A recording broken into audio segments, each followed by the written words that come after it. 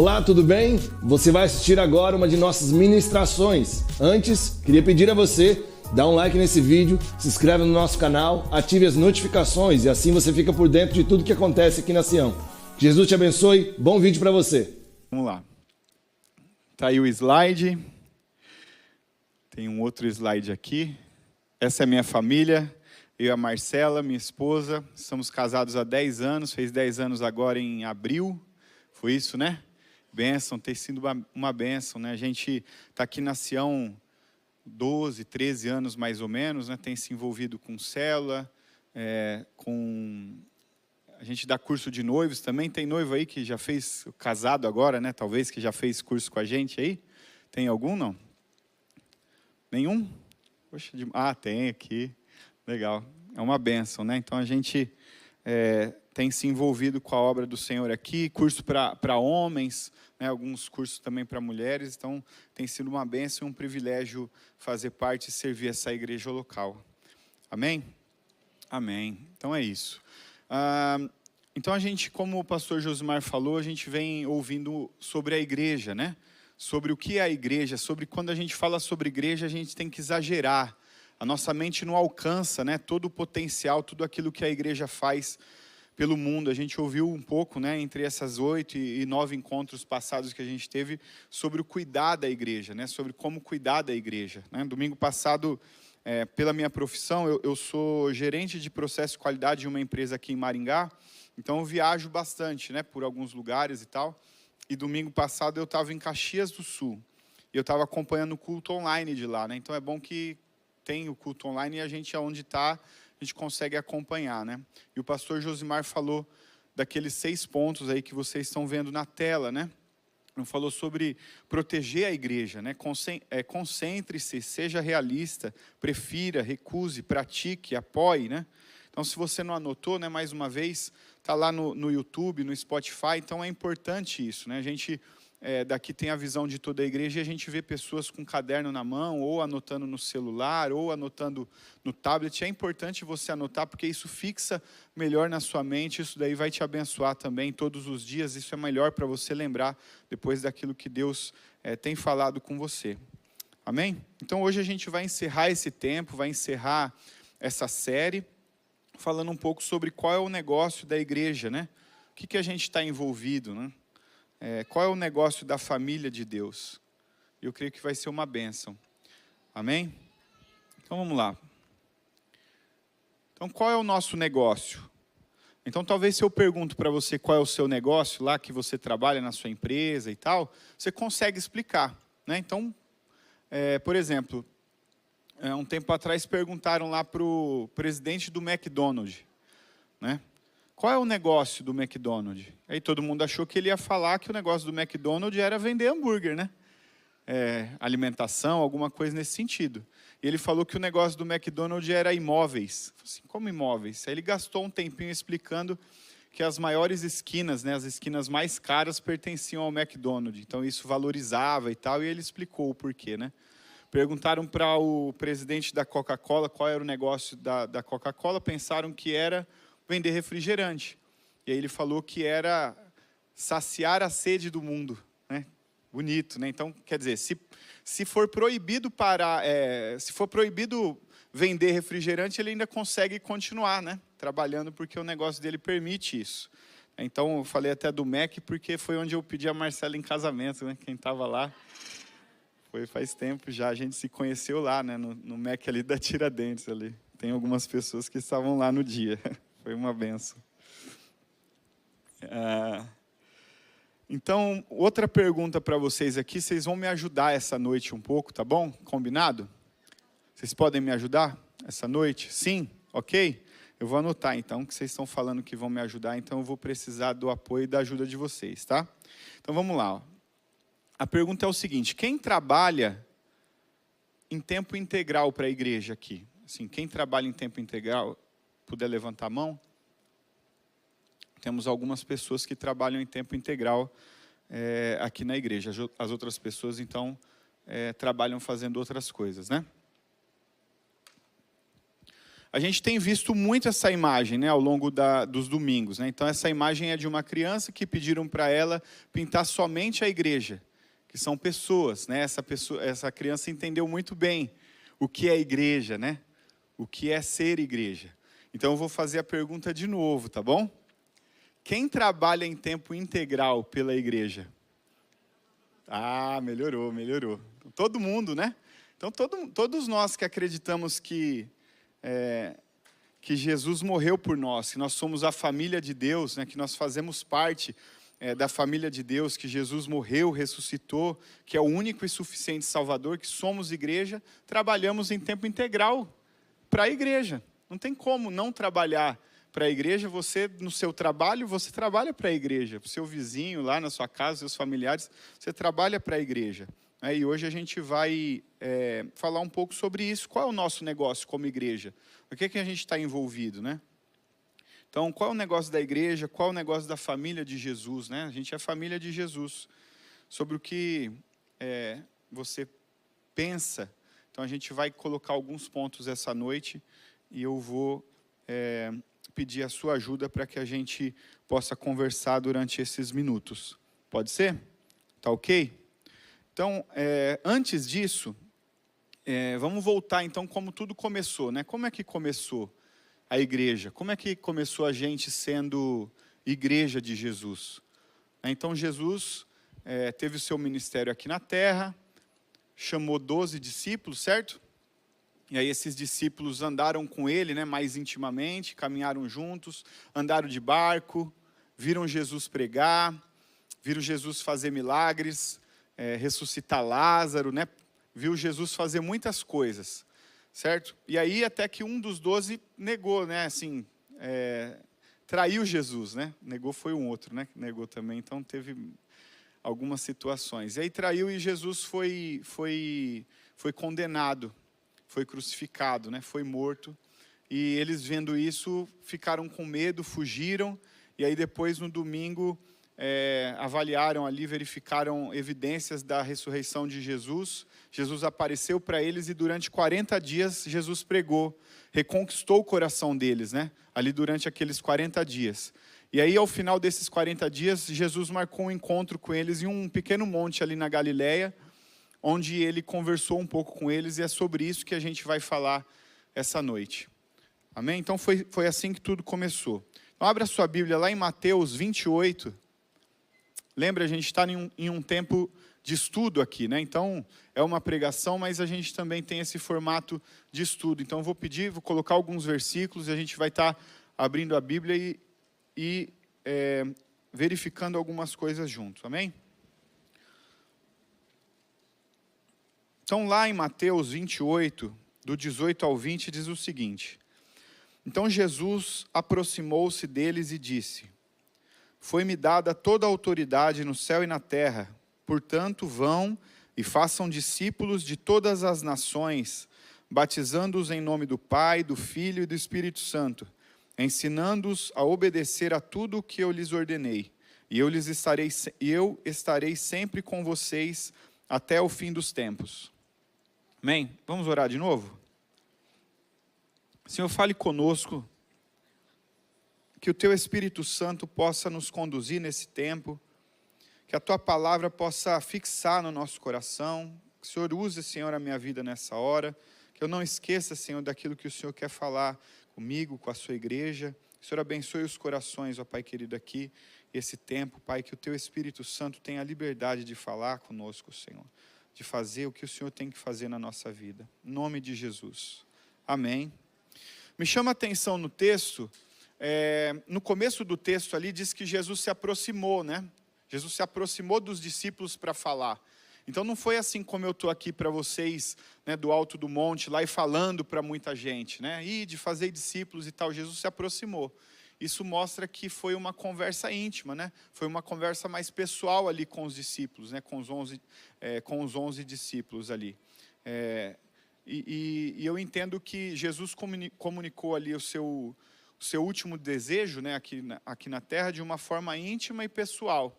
Então, pegando esse texto e parafraseando, era como se Jesus estivesse chegando para eles e dizendo o seguinte: queridos, façam aquilo que eu fiz com vocês.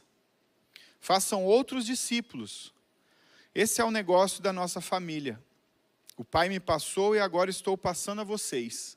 Então, parafraseando, né, aquele versículo que acabamos de ler, Jesus deixou ali a vontade dele. O desejo mais íntimo de Jesus para nós cristãos é que façamos discípulos.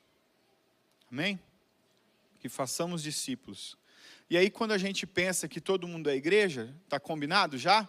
Ok? Vocês entenderam? Ninguém pode ficar de fora, né? Não tem como alguém ficar de fora desse negócio. Nenhum cristão pode ficar de fora do negócio do Pai, né? Então, quando Jesus fala assim, foi-me dada toda a autoridade no céu e na terra, e Ele pede para a gente fazer isso, é como se você lá, às vezes está na sua empresa, que você trabalha, enfim, você já fez alguma coisa, estava fazendo, alguém chegou para você e falou assim, quem te pediu para fazer isso? Aí você fala assim, foi fulano. Eu falei assim, não, então se foi, tudo bem, pode continuar fazendo, né? Então, a autoridade que Jesus tem é suficiente para aquilo que Ele mandou a gente fazer. Então, a gente entende que ninguém pode ficar de fora, né? Nem eu, nem você pode ficar de fora. E aí, quando a gente obedece esse ide e fazer discípulos, né, enviados pelo próprio Deus, na autoridade do seu Filho, no poder do Espírito Santo, estamos exercendo o ministério mais estratégico que existe no universo. É o ministério de fazer discípulos. É algo mais estratégico, né, de fazer discípulo de todas as nações. De todas as nações, é isso que Deus deixa para nós, né? Então, queria ilustrar, eu gosto de contar algumas histórias, né, fica mais fácil da gente entender. Ilustrar com uma história. Tinha esse jovem, né, da foto aí, entre 25, 30 anos, que era um jovem muito inteligente, engenheiro em telecomunicações, com MBA no exterior, excelente posto na empresa que trabalha, de renome, né? Um cristão consagrado, o cara era crente de verdade, e viajava de avião, né? Quando o vizinho ali de poltrona, um senhor ali de aproximadamente 60 anos, começou a falar sobre os seus negócios. Então, aquele homem lá começou a falar que pertencia a uma grande empresa, que tinha poder lá naquela empresa, mandava e tal, né, que ganhava um alto salário. E aí, falando em certo momento, naquele monólogo ali, ele falou, e você, meu jovem, qual é o seu negócio? E aí, aquele jovem poderia falar também sobre o negócio que ele estava envolvido, né? A empresa dele era uma empresa grande, ele tinha orgulho do seu trabalho, mas ele aproveitou aquela chance para falar sobre a sua fé, para falar sobre o seu cristianismo, né? Para falar daquilo que era o negócio que ele entendia, o negócio da igreja. E aí, antes de eu falar qual foi a resposta desse jovem, nós vamos falar sobre 4 pontos aqui que se baseou a resposta dele. Tá bom? E daí, no final, eu falo para vocês como é que ele respondeu a esse senhor. Tá bom? Pode ser? Então, vamos lá. Ó. O primeiro ponto é esse daí que está na tela. O nosso negócio é gente. Então, o nosso negócio é gente, né? Diz lá que, o texto diz que é ide e fazei discípulo de todas as nações. É gente, tem a ver com gente, né? E aí essas nações que o texto traz, não quer dizer repartições geográficas. Até porque o mapa, né, como a gente conhece, teve várias mudanças. Então, não quer dizer lá, quando ele fala de todas as nações, que significa as nações. Mas Jesus estava querendo dizer ali sobre etnias, sobre costumes, pessoas, culturas, né? Era isso que o texto estava trazendo aqui, esse sentido de evangelismo para todas as nações. É um exemplo quando a gente investe, por exemplo, em um missionário para falar do evangelho, para evangelizar aqui em Maringá os venezuelanos. A gente está no Brasil, mas está em outra etnia, em outra cultura, né? Com outras línguas, né? O pessoal fala outra língua, certo? Quando a gente também investe no sustento, por exemplo, de ribeirinhos, no norte do país. É ainda o Brasil, mas tem outros costumes, né? Outras etnias, outro jeito de viver. Eu sou paulista. Eu nasci em São Bernardo, São Bernardo do Campo. Meu pai nasceu no sul da Bahia. Minha mãe nasceu em Maringá. Minha esposa nasceu em Goiás, Anápolis. Qual que é a comida preferida da família aí? Fica difícil, né? Então, no Brasil, nós temos essa variedade de costumes, de etnias, de jeitos, né? Então, quando Deus fala para a gente, discípulos de todas as nações, a gente tem que pensar isso, né? De todos os lugares, né? Então, tem pessoas que Deus chama para ir para outras nações, e tem pessoas que não, que aí a sua nação é o seu vizinho, é o seu próximo, né? Então, quem que é o seu próximo? Às vezes, seu próximo é seu marido, seu próximo é sua esposa, seu filho, né? Seus familiares. São pessoas ali próximas mesmo, né? É fácil, às vezes, a gente amar as pessoas que estão longe, né? Os povos de longe. Mas as pessoas que estão próximas de nós também está envolvido com esse negócio que é gente. O nosso negócio é gente. Então, a gente tem que olhar para o lado, né? O foco principal ali, Deus se preocupa com gente. Esse é o nosso negócio, certo? E aí eu convido você a pensar em algumas pessoas que você poderia envolver nesse negócio e falar sobre Jesus. Amém? Porque é difícil a gente trabalhar com gente, né? O próximo, ele traz um pouco de desconforto, né? Porque é muito próximo. Então, é mais fácil hoje em dia a gente trabalhar com coisas do que trabalhar com gente, né? Então, uma máquina lá, eu vou lá, troco a peça, está dando problema lá e pau, acabou. Agora, pessoas não, eu preciso investir tempo, né?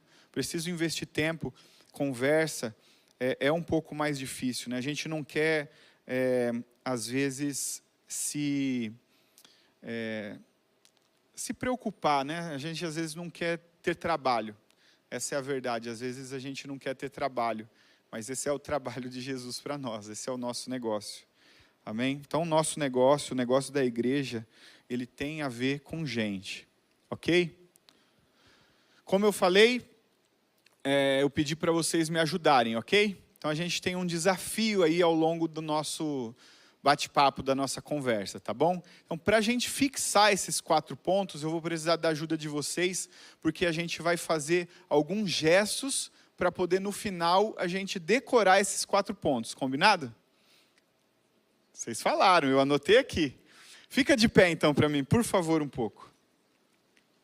Então, o primeiro ponto é esse aí, ó, o negócio da igreja tem a ver com gente, tá bom? Então, o que a gente vai fazer para fixar esse ponto? Tomara que não voe essas folhas aqui. Para fixar esse ponto. Então, assim, ó, a gente vai fazer assim. Eu estou com uma mão com o microfone, mas vocês fazem com as 2 mãos, ok? Então, o negócio da igreja, que a igreja somos nós, tem a ver com gente.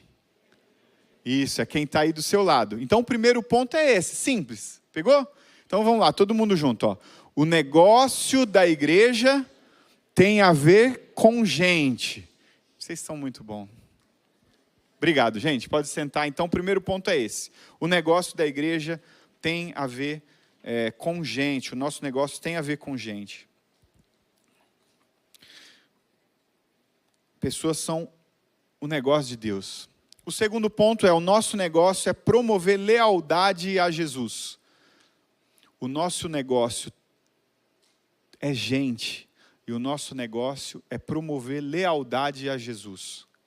Promover lealdade a Jesus tem a ver com obediência. Tem a ver em a gente fazer aquilo que disse que ia fazer. Tem a ver em a gente conhecer o que Jesus pede para nós fazermos e fazer. Tem a ver com verdade, tem a ver com sinceridade. Não é a gente fazer discípulos do nosso sistema religioso. É a gente fazer discípulos de Jesus. A gente está numa igreja local e a gente tem ouvido a respeito da igreja universal, da igreja local. A gente está numa igreja local onde nós somos incentivados a ler a Bíblia, certo?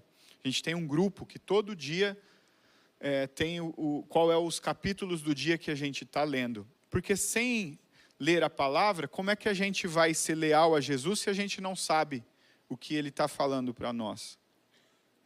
Então a gente tem que ler a Bíblia, porque senão a gente pode cair num erro de ser leal à doutrina ou uma cultura religiosa, e não aquilo que o Senhor Jesus e a sua palavra diz para nós. E o texto é claro que nós devemos, dizendo que nós devemos fazer discípulos de Jesus, e eles não são nossos, eles são de Jesus, eles não nos pertencem, eles são de Jesus. Então quando a gente ensina o discípulo a ler a Bíblia, a gente ensina a ler a Bíblia para que eles ouçam as palavras de Jesus. Nós ensinamos os discípulos a orar para que eles saibam falar com Jesus. Nós ensinamos os discípulos a testemunhar para que eles falem para os outros sobre Jesus, sobre sua bondade, sobre o seu amor, sobre a transformação que Ele faz e está fazendo nas nossas vidas. Ensinamos a cultuar para que Jesus seja exaltado, a ter tempo a sós com Jesus para desfrutar de Jesus, ter vida santa e nos afastar do pecado, porque Ele é santo, amém? Porque Ele é santo. Então o foco está em Jesus, o foco é Ele. Temos que promover lealdade a Ele, que Ele que salva, Ele tem todo o poder, Ele que morreu por nós, amém? A gente não discipula por dominação, a gente discipula encorajando as pessoas para que vivam nessa plenitude do Espírito Santo, nessa lealdade a Cristo, submetendo a vida totalmente a Jesus, sendo leal a Ele. Não é errado, se você está discipulando alguém, dizer que a pessoa é seu discípulo, certo? Discípulo significa aprendiz, então, mas como cristão a gente entende que esse discípulo não é nosso, amém? Ele é de Cristo. E aí, para discipular alguém, para aconselhar alguém, fazendo com que a gente promova a lealdade em Jesus, a gente tem que olhar para o que a Bíblia diz. E aí eu peço para vocês abrirem lá em Colossenses 3,16.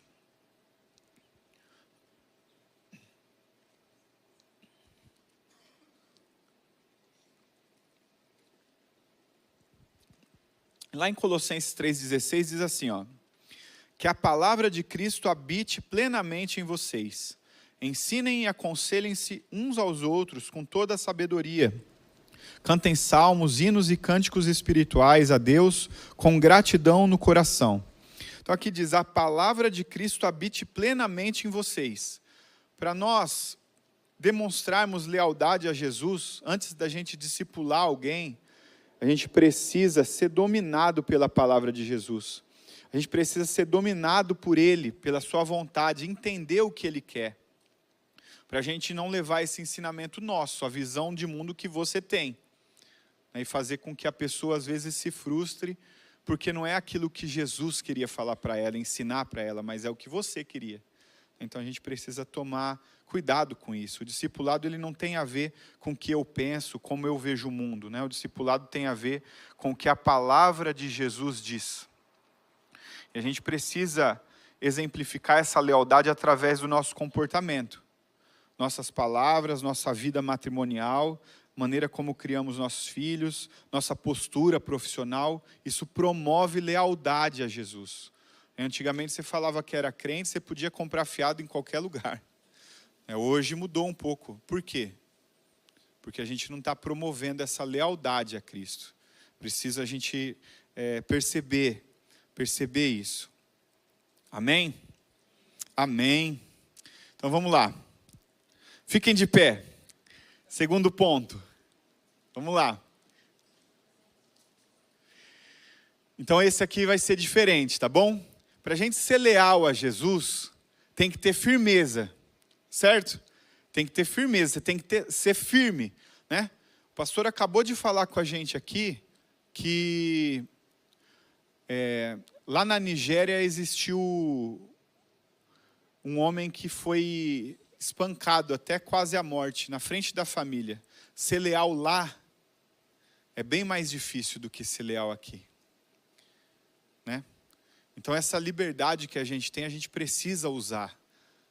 Deus vai olhar para nós e falar assim, olha, Talvez você nunca levou, né, um chute por Jesus, nunca falaram, talvez falaram alguma palavra para você, mas fica firme, tem que ser firme para promover lealdade a Jesus, amém? Então vai ser assim, ó.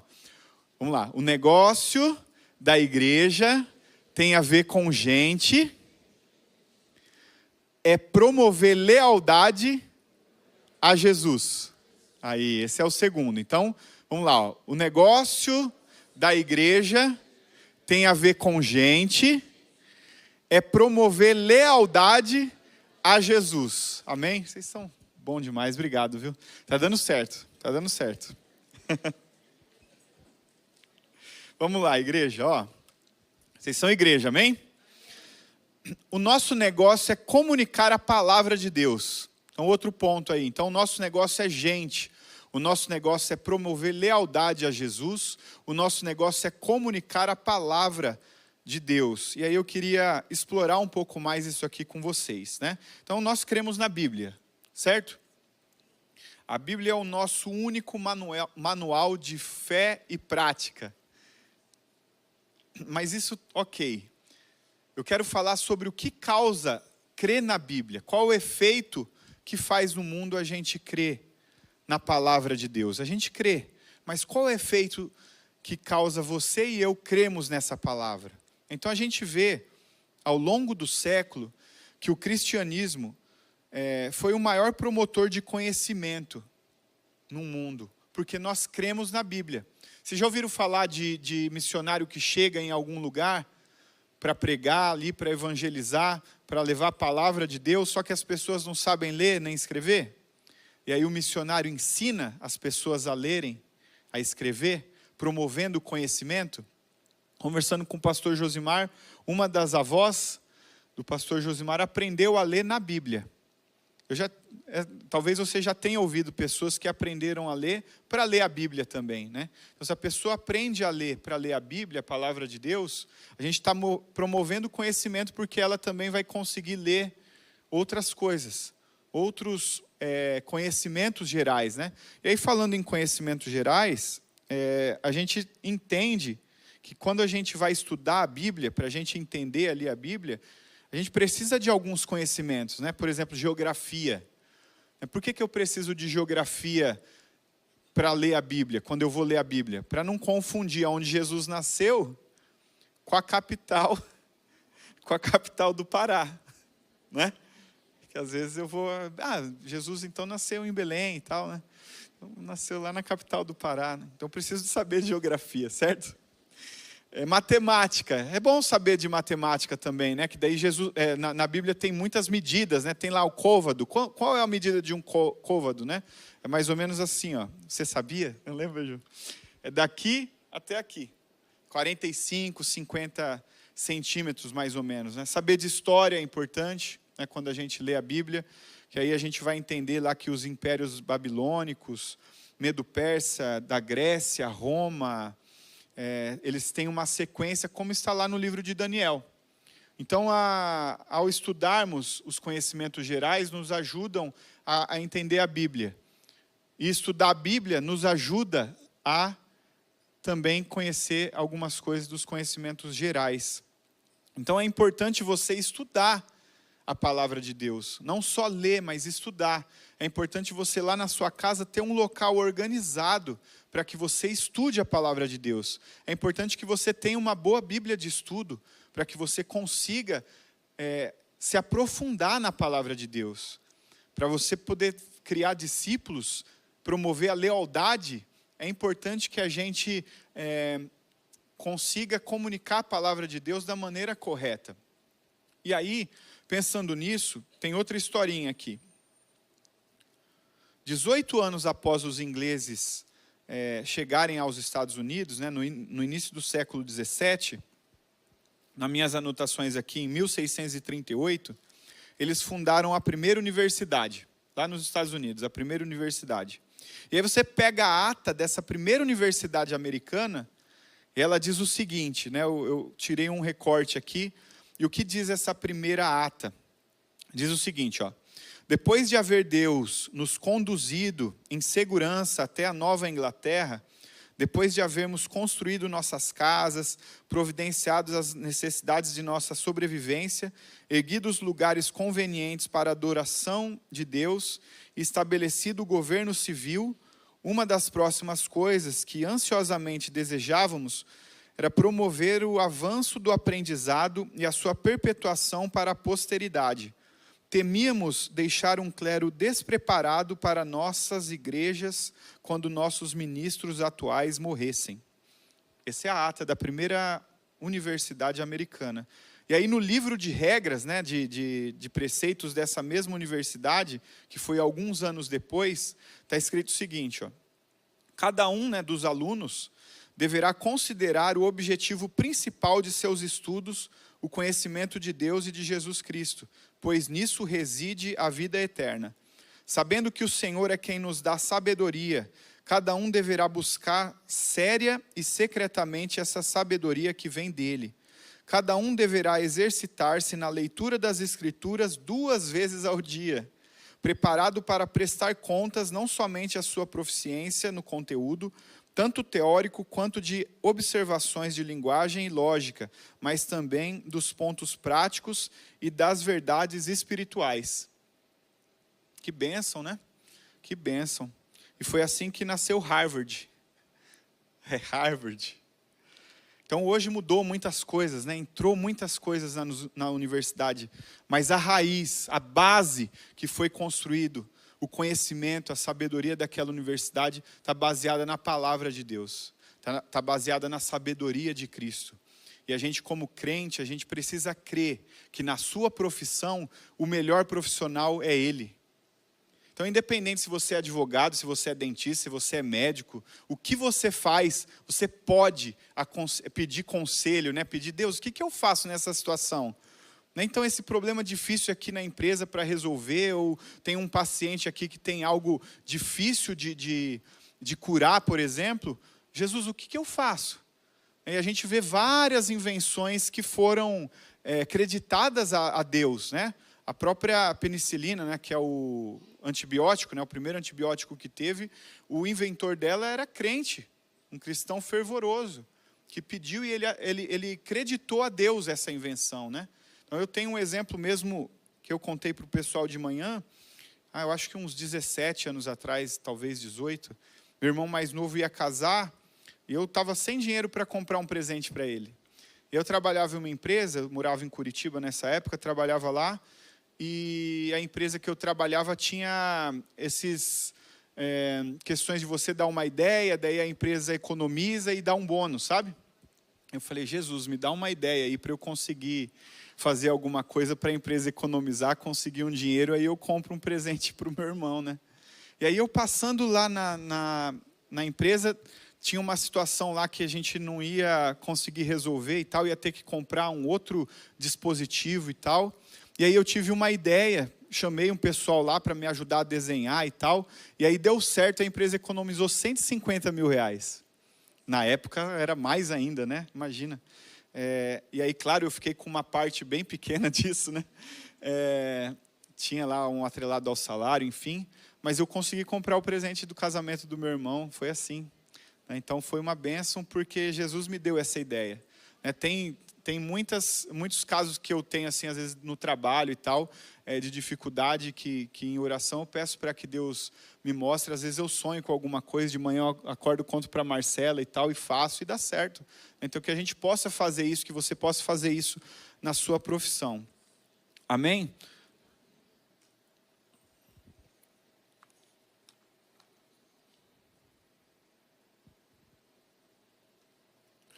E aí, gente, ainda nesse ponto de comunicar a palavra de Deus, a gente entender o poder de crer na palavra de Deus, a gente precisa ser criativo em como a gente vai comunicar essa palavra de Deus, né? Então, quem fica um tempo mais na igreja, né, quem está na igreja um pouco mais tempo, que é crente, né, um crente mais antigo, com o tempo você aprende a falar outro idioma, né?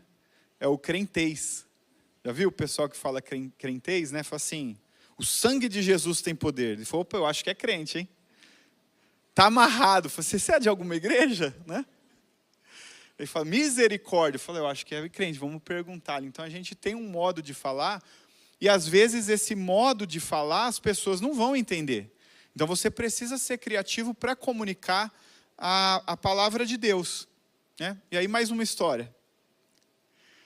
Um jovem, assim, um adolescente, estava conversando com outro, falou assim, nossa, que bom que a gente nasceu nessa época aqui agora, né, que tem celular, tem computador, internet, né, que legal isso, né, que bom que não foi numa época que não tinha, né.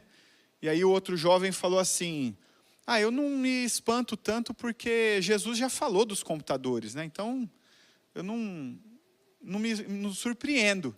Assim, Jesus falou dos computadores? Falou sim, falou dos computadores.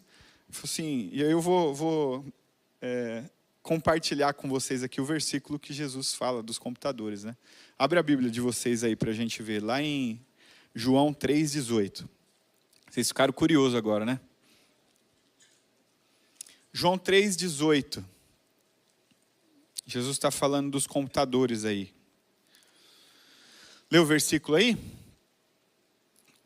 Caramba, Everton, cadê o computador aqui? Aí o jovem falou para o outro assim, está escrito lá na Bíblia, está escrito assim, ó, quem crê será salvo, mas quem não crê será deletado. E aí com isso, esse jovem conseguiu a atenção, assim como eu consegui a atenção de vocês, a curiosidade de saber será, né? Ele conseguiu a atenção do amigo para expor o evangelho, para começar a falar de Cristo. E aí a gente vê que as crianças dão de 10-0, né? Na gente, adultos, né? Então a gente tem casos de criança que já convidou o amiguinho lá para a célula da escola, e aí vai, né? Você tem célula infantil lá na sua célula, e aí os pais que têm que levar a criança acabam indo, e aí ouvindo e ficando, e aí Deus vai fazendo a obra, né? A gente tem que ter essa ousadia de convidar, né? Eu digo assim, ó, convidar e perguntar é algo humano, discipular é algo humano, mas convencer é algo divino. Convencer é algo divino, é Ele que faz. Eu sou fruto de um convite, sem pretensão. Estava lá, fui chamar meu amigo para jogar bola, uns 15 para 16 anos mais ou menos, e aí a mãe dele falou, Everton, hoje tem culto lá na igreja, é congresso de jovens, você não quer ir? Aí eu fiquei sem graça de falar não, né? E eu falei, eu posso ir. E aí o filho dela estava sem ir para a igreja também. Aí estava eu, um amigo e o filho, né, o meu amigo. E aí a gente foi, né? Ele falou, poxa, não era para você falar que ia e tal. Eu falei, mas eu não fiquei sem graça de falar. E aí à noite foi eu, esse meu amigo e um outro amigo para a igreja. Primeira vez que eu fui numa igreja evangélica. E aí no final do culto estava nós três lá entregando a vida a Jesus. É um convite. É um convite despretensioso. E eu falo para ela, agradeço até hoje esse convite. Ela veio no nosso casamento, eu falei para ela, olha, que bênção que você convidou, que você falou, né, para mim sobre isso.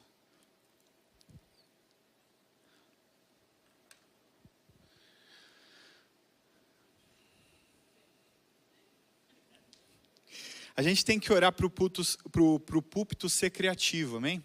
Mas você também tem que orar para você ser criativo lá no seu local de trabalho. Combinado? Então vamos ficar de pé.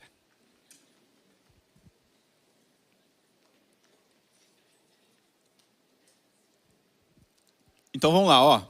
Até a parte que vocês sabem que é lealdade a Jesus, certo? Então vamos lá, ó.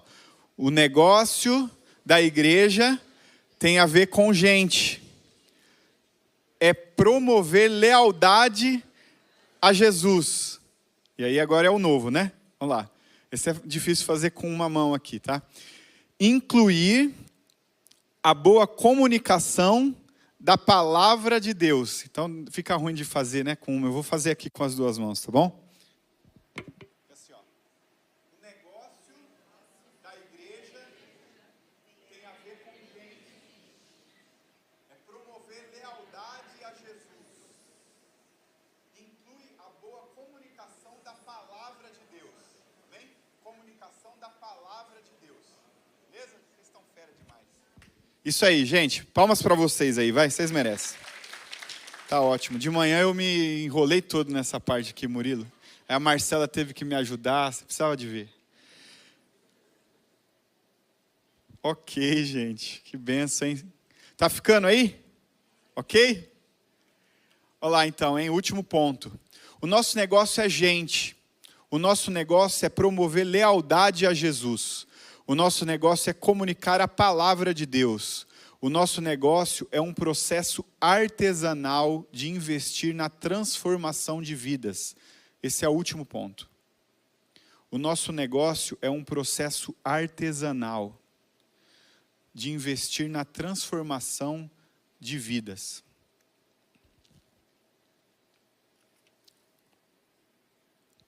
Então, além de levar os discípulos, né, a um compromisso público com Jesus Cristo, a outra coisa que nós devemos fazer.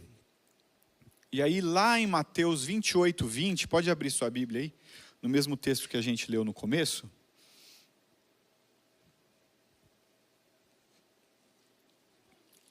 Lá no 28, 20 está dizendo o seguinte, ó: ensinando-os a guardar todas as coisas que vos tenho ordenado, e eis que estou convosco todos os dias, até a consumação do século. Então essa expressão aí, ensinar a guardar, é mais profunda, né? Do que apenas ensinar, do que apenas transmitir conhecimento. Ensinar a guardar é ensinar a fazer. A obedecer aos mandamentos, é ser exemplo, né? É aplicar as verdades à sua vida. Ensinar a guardar é um processo artesanal de transformação de vida.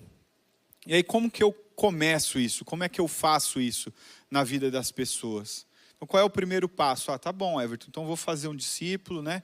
Então sei que tem a ver com gente, eu vou ser leal a Jesus e eu vou comunicar a palavra. E agora eu tenho outro ponto que é uma transformação artesanal, né? Um processo artesanal de transformação. Como é que eu faço isso? Primeiro ponto, ensinar conteúdo bíblico. Não tem como fugir. Ensinar a Bíblia, né? Dizer para essa pessoa ler a Bíblia. Ler os livros mais fáceis, né? Começa pelo Evangelho. Começa pelos evangelhos ali, né? Se você, não, ó, então beleza, você entregou a vida a Jesus, então vai lá. Começa a ler Apocalipse, semana que vem a gente conversa sobre... Não, né? Não, então, textos que vão mexer com a pessoa, que vão fazer ela questionar a forma com que ela vive, como ela enxerga o casamento, como ela enxerga dinheiro, como ela enxerga cuidar dos filhos, como ela enxerga a rotina dela no trabalho. Textos bíblicos. Cartas de Paulo fala muito sobre isso, né? Como viver a vida, né? Então, esse ensino bíblico é o que vai trazer transformação. Nada contra que a gente brinca, né? De curiosidades bíblicas, né? Ah, então quantos livros tem a Bíblia? Quantos animais entraram na arca e tal? Isso é curiosidade, é legal, né? Mas não transforma a vida. Não transforma a vida. Então, o primeiro ponto é a gente ensinar um conteúdo bíblico que realmente transforme a vida das pessoas, né? A vida desse discípulo. Em segundo, esse processo ele tem um preço, certo? Esse processo de artesanal, ele tem um preço. Tem que ter paciência, concorda? Né? As pessoas tiveram paciência com você e tem até hoje. Por que você não vai ter paciência com essa pessoa que você vai começar a discipular, né? Ou já está discipulando, né?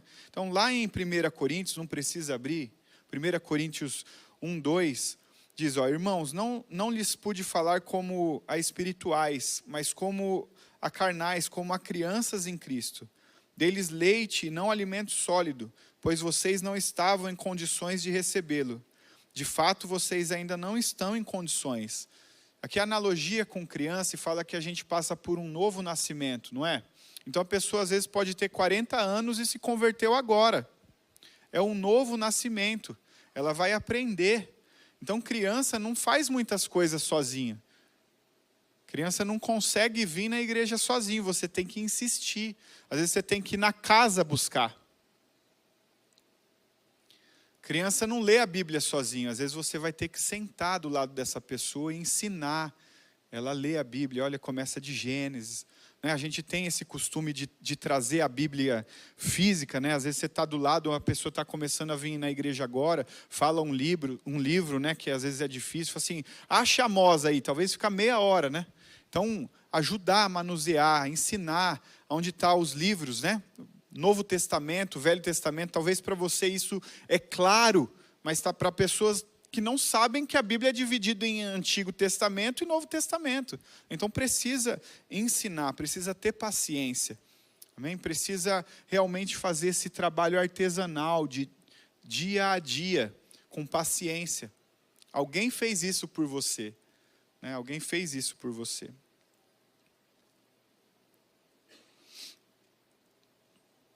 E aí a célula ajuda muito nisso também, né? Porque às vezes a pessoa começa a ir na célula primeiro, e aí depois que ela vem para a igreja, né? E aí você começa, às vezes, a pessoa gosta primeiro de você. Aí depois ela gosta de Jesus, através de você. Aí ela gosta da célula, né? E aí ela gosta da igreja. E quando vê, ela já é igreja. E aí ela está fazendo outras pessoas a gostarem dela primeiro. E aí depois gostar de Jesus, gostar da célula, ser igreja. É assim que o reino de Deus avança. Amém? Não é fácil. Mas também não é tão difícil assim. Do púlpito é difícil fazer discípulos. Fazer discípulos, esse processo artesanal. Porque aqui a gente está conversando 1 hora, 2 horas, 40 minutos, 50 minutos, expondo. Cada um tem uma experiência, cada um tem uma necessidade, cada um tem às vezes uma dúvida. É no discipulado do dia a dia, na célula, que a gente consegue fazer discípulo. Fazer discípulo é no dia a dia. No viver a vida ali como igreja. Amém? Amém. É isso. Olha, vamos lá? De novo, então, vamos ver se vocês estão fera. Fica de pé aí. Espreguiça um pouco aí.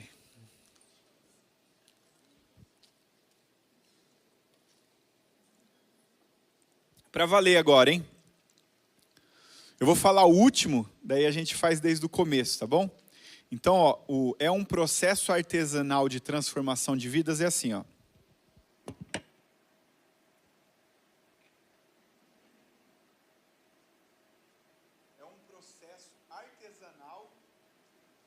Transformação de vidas.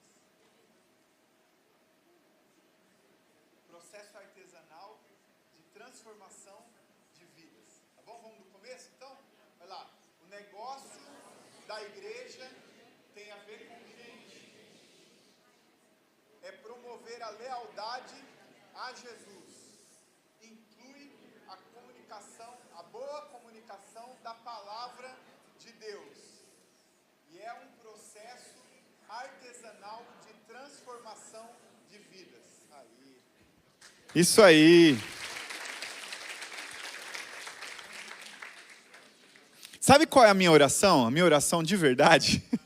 A minha oração é que quando você entrar num Uber, você lembre disso, cara. E aí você fala assim, é um processo, transformação, então eu tenho que falar para esse cara. Quando você vê seu vizinho, você vai lembrar do que a gente está fazendo aqui, fazer um processo de transformação e tal. Quando você ficar bravo com alguém, fala assim, mas eu convido essa pessoa, ela não vai na igreja, é um processo artesanal, aí você vai lembrar disso. Minha oração é essa. A gente faz isso para que, né, descontrai um pouco e tal, mas para que Deus fixe isso na cabeça de vocês, né, na nossa primeiro, né? Deus está falando comigo essa palavra, sei lá, desde janeiro, fevereiro, mais ou menos, que eu tenho, né, investido tempo nisso, né, essa questão do negócio da igreja, né? O pastor Josimar me emprestou um livro e aí eu devorei, acho que já li esse livro umas 5, 6 vezes, né? E depois fui fazer um curso, aí estava falando sobre isso. Até essa frase eu tirei, né, desse livro, é uma bênção do pastor Ebenezer Bittencourt, ele me deu aula também, é uma bênção, eu tenho aprendido muito com ele também. Gosto dessa frase. Discipulado é esse longo caminho sacrificial de envolvimento com pessoas de modo a conduzi-las à maturidade em Cristo. Vamos ler todo mundo junto? Vale, né? Vamos lá, 1, 2, 3. Discipulado é esse longo caminho sacrificial de envolvimento com pessoas de modo a conduzi-las à maturidade em Cristo. Que bênção, que bênção. São esses os 4 pontos. Amém? Mas e o jovem lá do avião? Então, como que fechou, será? O que ele respondeu? Olha ele de novo aí. Dessa vez é ele que está falando, né? Então volta lá, vamos lembrar da história, como que era, né? Então estava o senhor lá se gabando, né? Que eu trabalho numa grande empresa, faço isso e aquilo e tal.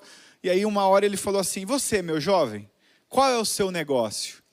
E aí esse jovem, com a sabedoria de Deus, respondeu. E aí eu preciso ler, porque foi muito boa a resposta dele.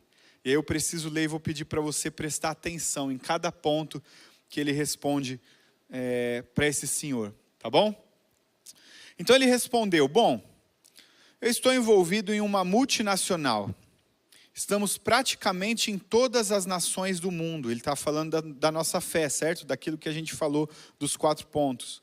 Ainda faltam algumas nações para alcançarmos, mas já estamos trabalhando nisso. Então ok, vocês fazem o que assim, assim exatamente? Acho que não conseguirei fazer a lista de tudo o que estamos envolvidos. Por exemplo, na área de comunicação, nós temos nossos representantes no mundo da TV, rádio, jornais ao redor do globo, internet, conferências, palestras, livrarias. Aí o senhor falou para ele, entendi, então vocês estão no ramo dos recursos humanos? Sem dúvida. Esse é o nosso foco principal. O nosso negócio é gente. É por isso que temos várias escolas e universidades em todo o mundo. Temos escolas básicas, médias, superiores, de pedagogia, música, teologia, psicologia, matemática, engenharia, medicina. Mencione o que você quiser e nós estamos ensinando em alguma parte do mundo. Então vocês estão envolvidos em educação? Certamente. Mas não se esqueça de que também trabalhamos com hospitais, projetos agropecuários em países mais pobres, creches para crianças carentes, recuperação de viciados, recuperação de prostitutas, recuperação e integração de menores. Até fazemos trabalhos em tribos indígenas, ajudando-os de muitas maneiras, desde a alfabetização até a ajuda médica e espiritual. Entendi. Então o negócio de vocês é assistencial. Não há dúvida que é. Mas permita dizer que também nós temos os nossos representantes no mundo das grandes corporações. Em Wall Street, Bolsa de Valores, muitos banqueiros, homens e mulheres de negócios, empresários dos mais diversos ramos de atividade, juízes, procuradores, médicos, enfermeiras, dentistas, educadores, todo tipo de profissional liberal, homens, mulheres e até crianças, são milhares de pessoas que trabalham conosco. Minha nossa, qual é o tamanho do capital dessa empresa então, né? O que posso dizer? É estupidamente grande. Na verdade, em seu último memorando, nosso presidente declarou que todo o ouro e toda a prata pertencem a ele. Amém. Essa não, agora você está brincando comigo. Imagina qual seria o lucro de uma empresa desse tamanho? Enorme, sem dúvida alguma. Não há dinheiro no mundo que pague o que fazemos pelo bem da humanidade. Nosso lucro é tão grande que só Deus sabe quanto a gente ganha. Aquele rapaz ali, ele entendeu qual era o negócio da família de Jesus. Ele estava envolvido. Não era um negócio pontual, não era um negócio terreno, era algo eterno. Quando a gente faz algo para Deus, a gente está falando sobre algo eterno. A gente entende isso como algo eterno. É o maior negócio de todos, irmãos.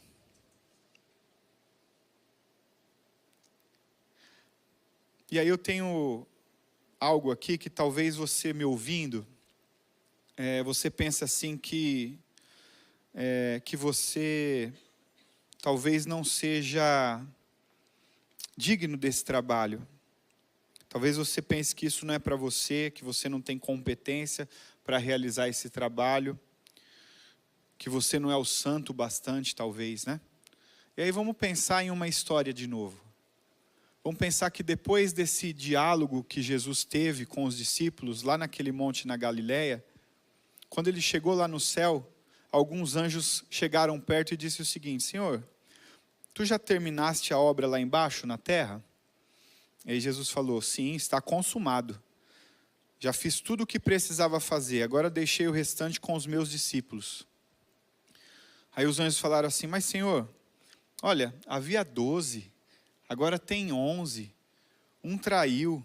Esse pessoal não parece muito confiável. Tem uns que é meio bravo, sem paciência. Será que não era melhor a gente desenvolver outra estratégia? Um plano B? Caso esse não funcione, né? E aí Jesus respondeu: não, eu não tenho plano B. Sei que eles são humanos, mas entreguei a eles o negócio do meu Pai. Eles haverão de cumprir a missão até o fim, porque eu mesmo estarei com eles todos os dias. Irmãos, Jesus não tem plano B. É esse e pronto. Eu e você. Eu e você. Não tem plano B. A única organização discipuladora na terra é a igreja. E quem é a igreja? É isso mesmo. Eu, você. A igreja é a única agência discipuladora que Jesus deixou nesse mundo.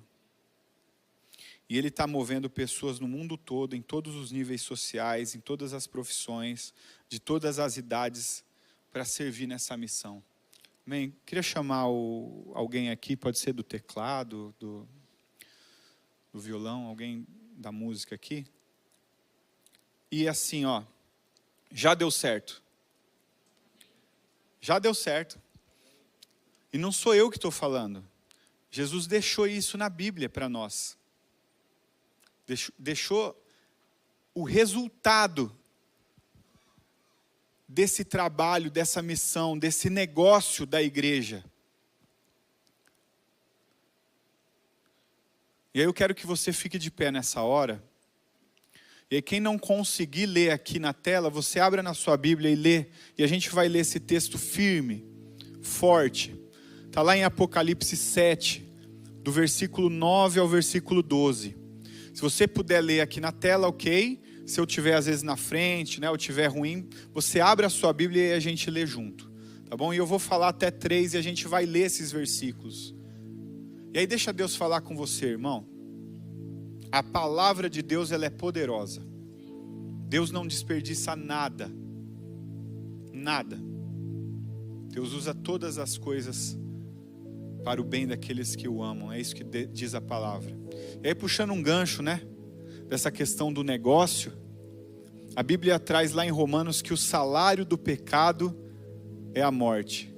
Mas o dom gratuito de Deus é a vida eterna em Cristo Jesus. Esse é o nosso pagamento. É um dom gratuito de Deus, a vida eterna. Amém? Vamos ler todos juntos? 1, 2, 3. Depois disso, e diante de mim estava uma grande multidão, que ninguém podia contar, de todas as nações, tribos, povos e línguas, de pé diante do trono e do Cordeiro. Aleluia. E clamavam em alta voz: a salvação pertence ao nosso Deus, que se assenta no trono, e ao Cordeiro. Todos os anjos estavam de pé ao redor do trono, dos anciãos e dos 4 seres viventes. Eles se prostraram com o rosto em terra, diante do trono, e adoraram a Deus, dizendo: Amém. Louvor e glória, sabedoria, ação de graças, honra, poder e força, sejam ao nosso Deus, para todos sempre. Amém. Aleluia. Glória a Deus. Tu és fiel, Senhor. Você pode aplaudir ao Senhor por esse texto. Pela vontade de Deus para nós. Esse é o nosso negócio. Esse é o negócio que Deus tem para mim e para você. E já deu certo, Ele deixou registrado aí. Amém? Eu quero orar agora. Eu quero orar por dois motivos. O primeiro é: esse negócio está com as vagas abertas. Se você pensa não fazer parte dele, se você tem dúvida ainda se você faz parte da família de Jesus, se você tem dúvida, a primeira oração gostaria de orar por você, para que você entregasse a vida a Ele totalmente, para que Ele possa dirigir a sua vida. E quando a gente fala dirigir a vida, não é você estar no carro e convidar Jesus para ser carona, é você sair do volante e deixar Jesus sentar no banco do motorista e conduzir a sua vida e dirigir a sua vida de uma forma que você não pode colocar a mão, dá o controle para Ele. E a segunda é que se você é da família de Deus já há algum tempo, e às vezes você está desanimado com o negócio da família de Jesus, que essa noite Deus possa colocar um ânimo novo no seu coração. Que essa noite, nesse momento, o Espírito Santo possa te visitar de uma maneira poderosa e dar um novo ânimo, que Ele possa trazer à sua memória aquilo que dá esperança. Irmãos, Deus está fazendo algo maravilhoso nesse tempo. Fazia muito tempo que eu não ouvia tantas pessoas se convertendo como agora. A minha família inteira está se convertendo, irmãos. Meu pai e minha mãe estavam aqui no culto da manhã. Um dos meus irmãos falava que era ateu, nem acreditava em Deus, está indo na igreja, entendeu? Se converteu. Deus pode fazer isso na sua família, nos seus vizinhos, no seu colega de trabalho. Deus quer que a gente fale, é o que eu falei. Falar, discipular é algo humano. Convencer é algo divino. Convencimento é o Espírito Santo que faz. Muito obrigado por ter assistido o nosso vídeo. Espero que esse vídeo tenha abençoado sua vida e, se possível, compartilhe ele com o máximo possível de pessoas. Jesus te abençoe.